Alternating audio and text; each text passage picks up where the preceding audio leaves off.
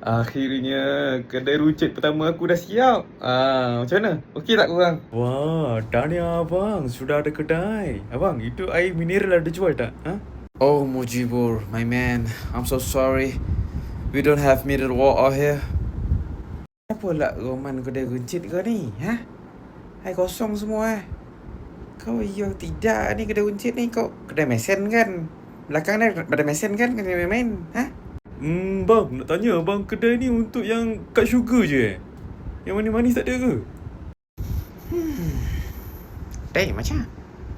Itu tai ke tak ada ke macam? Walau sudah ada kedai ya, sudah ada kedai, bagus. Tapi ya, ini yang punya kedai ya. Macam mana mau lotet itu untung mah. Ayo.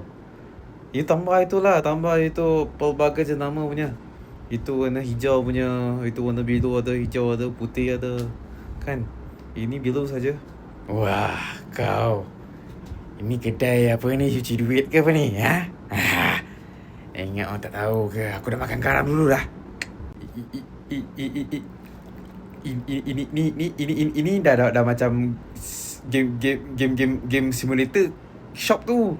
Wah, ini kira level 1 kan. Ada dia jual sikit-sikit nanti upgrade lah. Okey dah macam game dah ni. Oh. Aku tahu dah. Ini kedai untuk fan Arsenal kan? Ha? Alah. Ini kedai runcit ke kilang air? Kalau kau nak jual air je, baik kau pacak kemah kat luar tu. Simple lah sikit. Aduh.